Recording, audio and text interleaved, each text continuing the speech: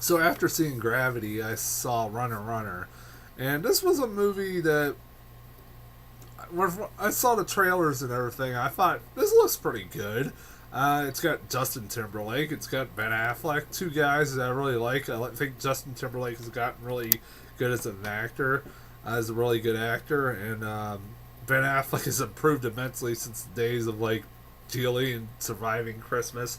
And before anybody says Daredevil, I like Daredevil. I think it's one of the most underrated comic book movies. And screw you guys to think Daredevil sucks.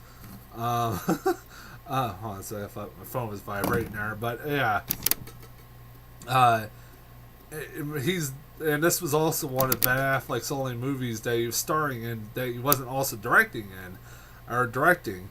And I was like, all right, this could be good. It looked like a decent little thriller. You know, the trailers looked all right. Then the reviews started coming out about a week ago, and they were really bad.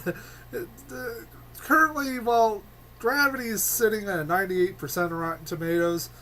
Runner Runner's on at a 9% on Rotten Tomatoes. It was actually at a 20, and then it just got the reviews got worse and worse and worse and worse. And now it's at a 9%. And you're like, how the hell could this movie be that bad? I'm like, I didn't understand how this movie could be that bad. Like to the point that like it gets 9% on Rotten Tomatoes. Hell, it's getting a worse rating than Die Hard 5, and that's ridiculous because Die Hard 5 is the biggest piece of shit. I don't know how that movie got. I think Die Hard 5 is like at 15% or something on Rotten Tomatoes. How the hell's that movie not got 0%? Who the hell liked that movie? I want to know who did. God damn it. What critic did and why? I don't understand why any critic would. But, yeah. I mean, I was like, this couldn't be that bad. I was like, oh, then I was thinking, well, this might be one of those movies that I like and a lot of critics hate. So, you know, I figured that could happen. Well, after seeing this was definitely a downgrade from seeing Gravity. And this movie also isn't as bad as critics say. But at the same time, I can say that while I say that, this movie is just a bland and forgettable movie. And very boring movie, to say the least. This movie, the only good thing about this movie is performances, I can honestly say. Ben Affleck and Justin Timberlake seem like they kind of give a shit about this movie. They don't look like they're just sleepwalking through it. They're doing a pretty good job. So does everybody else. I thought everybody was fine in this movie. That wasn't the problem with this movie. It was the performances were fine. It was just that this movie was bland and forgettable. I guarantee you within a month I'll freaking forget about it. And it was boring. I could not give a shit what was going on. I mean, I was bored out of my skull. After like a really good movie like Gravity, I was just like, this is a complete downgrade. You know? There's no character development whatsoever. Like, characters just, you know, like a good example is like Gemma Arterton's character kind of like pops up at the beginning of the movie. Like no introduction of who she is, why the hell we should give a shit who to, like why we should follow her. She just pops up in the movie, and we're supposed to know who the hell she is. I have freaking no clue. And then you find out later she is Ben Affleck's girlfriend. And you're like, okay, we could have at least introduced that like earlier earlier in the movie. No, she just kind of is there, and then you find that out later. And then there's also supposedly a love story between Justin Timberlake and her, and it's no chemistry whatsoever. And there's barely any screen time before they like, oh, I like you, you like me, you know, it's stuff like that. It's really stupid, and that's also has shows one of the problems of this movie. It's just cliched and predictable. It falls under like the one of the cliches of thrillers nowadays, where the guy falls in love with the evil bosses or the bad guy's wife or girlfriend or whatever, and they start having a relationship behind the bad guy's back. It always happens in thrillers all the time.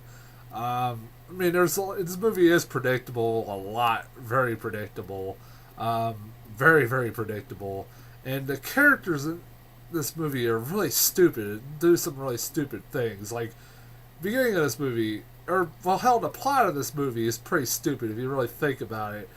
Justin Timberlake plays a guy who is a Princeton student who runs, I think, online gambling. I might be wrong because, you know, I might have missed something there. But he also is an associate for an online gambling site where he basically gets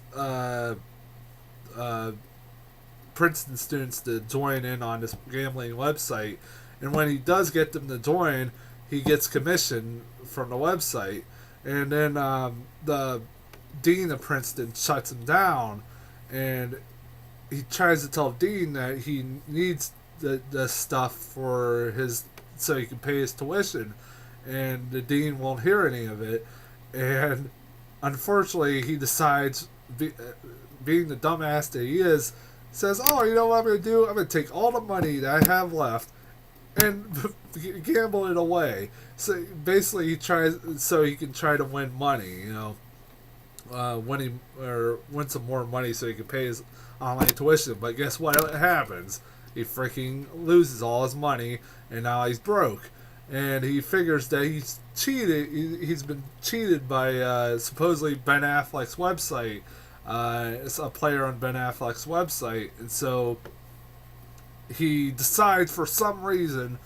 I don't know how he comes up with this because there's no I don't know how he figures out there's no setup on how he figures out that it's Ben Affleck and his website and that Ben Affleck lives in Costa Rica. I don't know how he knows all this information, but you're supposed to just believe that he somehow knows this all.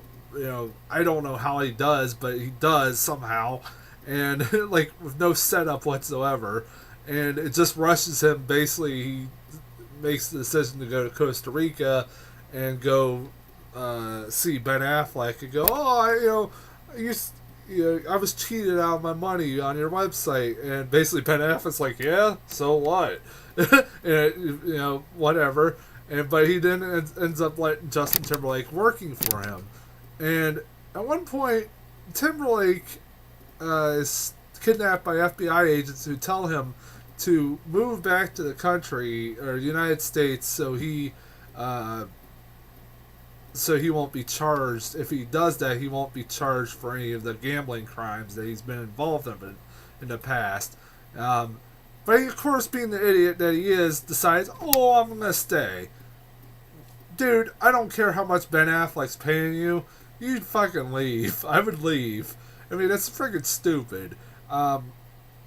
It's not worth it. I mean, I'm sure he had enough money saved away from the money he made with Ben Affleck that he could have been alright and probably paid some of his tuition off, for God's sake. It's so stupid. And then there's the ending. The ending is really fucking stupid. The ending to this movie, this is going to spoilers a little bit, how they end up setting up Ben Affleck to getting arrested is really stupid. It makes Ben Affleck's character look really, really dumb. This guy who's supposedly really intelligent and really, a really brilliant mastermind behind this website comes off really stupid at the end. The way he's tricked into being caught or being captured by the FBI is really stupid. I had a really hard time believing it. I was like, that was stupid. And then, just when you think it couldn't get any worse at the end with that, something else happens where it makes the whole FBI agents that been running after them, Ben Affleck, look completely stupid. And I won't spoil it, but it's really stupid. The ending is really stupid. This movie's just bland and dumb, and it's dull, and it's forgettable, and I don't recommend this movie. Maybe when it's on TV later, maybe check it out. Maybe it's a good enough movie to kill time. Honestly, yeah, don't pay money to see this at all. I wouldn't recommend that. I wouldn't even recommend it renting it on Redbox. It's just there. It's not a very good movie. There's not. This review is very short because there's not much to talk about this movie. I saw it, and that's all I could say about it. Mostly is that I saw this movie with Ben Affleck and Justin Timberlake in it about gambling, and then it was an hour and a half, and then it was over. And an hour and a half later, it was over. I don't. Yeah, there's not much to talk about with this movie. I don't know. Like I said, I don't recommend this movie, especially after seeing Gravity. Definitely go see Gravity, not this shit. But yeah, I'm gonna get off here. I'll be back sometime next week. I don't know if it'll be Friday or whatever day it will be, but sometime I'll be back. Sometime next week or in the weeks that follow, I'll be back with what the hell is next week? Machete Kills and Captain Phillips, where we have the same thing we have this year. Machete Kill, or this week, we have the same thing that next week that we have that we had this week, where Machete Kills is getting really bad reviews, and Captain Phillips is getting really good reviews. So, will it be a repeat this week, or is it going to be completely different this time? I don't know. We'll see. But until then, I'll talk to you guys later.